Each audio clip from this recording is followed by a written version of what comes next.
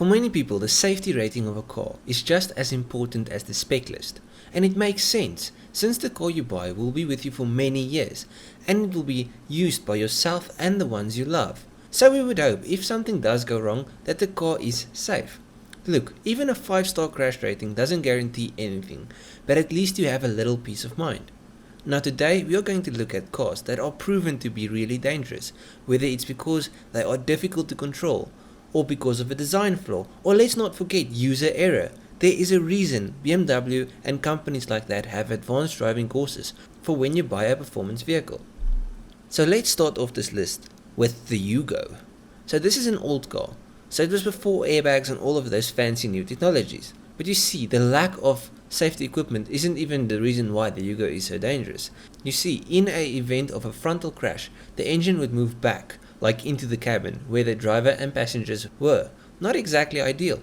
And let's say you never got in a crash in the Yugo liked to go on diets, and it would shed its own parts.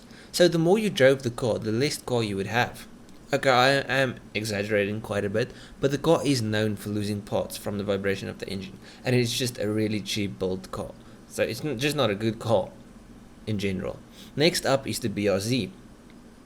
People must think I hate this car because I made a video on why I don't like it, and I didn't even mention the vehicle safety. So before you rush to the comments and tell me how dumb I am, the BRZ is one example where it's not so much the car but the driver. You see, the BRZ got the top safety pick award from the IIHS, and it also got a 5-star ANCAP rating. The reason this BRZ is on the list is because of statistics. The BRZ is in the number 6 spot of the US Fatality Analysis Reporting System, which basically means that there is a lot of crashes involving the BRZ that are fatal. But I personally think it's more user error, or young drivers buying rear-wheel drive sports cars that just can't drive well enough to handle the car. Now let's move on to a car I think many of you didn't even know was so dangerous, since there's quite a few of them on the road. The 2012 to 2014 Chiario. The reason they are so popular is the price. They are a very cheap option if you are looking for a 4-door sedan. But before you go and buy one, you should know that it has a big design flaw that is dangerous in the event of a rear crash. You see, the seating position is unsafe for both your head and your legs. And it's not just rear crashes, but side impacts too. The NHTSA only gave the car a 4-star rating and a warning about higher chances of injury to the rear passengers in the event of a crash. So before you buy the Rio just because it's cheap, remember, your life is worth more than the money you're going to save on the car. Let's move back in time now to the DeLorean. See what I did there? Yeah, I'm good, I know.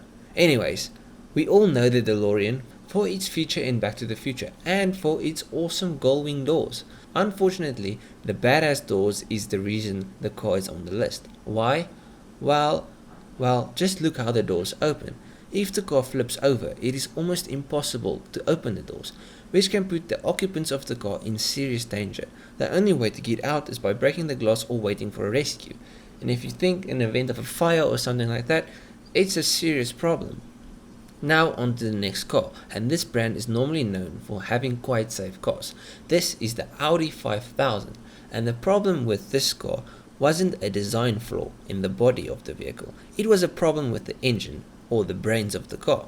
You see, the Audi had a mind of its own, and sometimes the car would accelerate at a completely random time, with absolutely no input from the driver.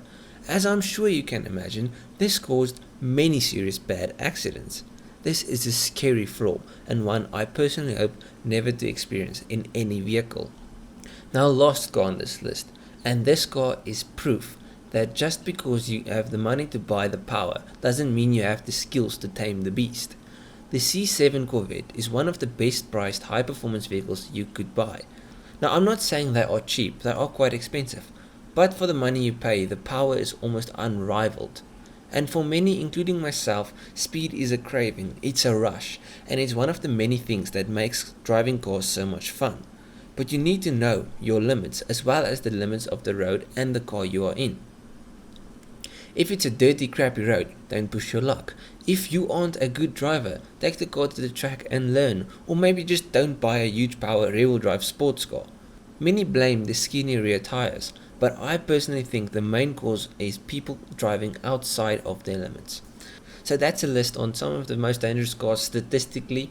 So this isn't all of the cars, there are actually quite a few extra cars, but these are the ones I found interesting. Like, I mean, the BRZ and the C7 Corvette are on this list, and I don't think it's bad cars, it's bad drivers. And then some of the cars like the Audi and that, it's got serious design flaws. So this is just a list I made out of this, actually quite a few cars that are bad, but these are the ones I chose for the video. Maybe I'll make another video if you guys really like this one. But anyways, if you enjoyed the video, please leave a like and subscribe. I'll check you guys in the next one. Go through some more of my other videos. I've got more list videos on specific cars, build series on my BMW. I've got a lot of crap. I'll check you guys in the next one. Cheers.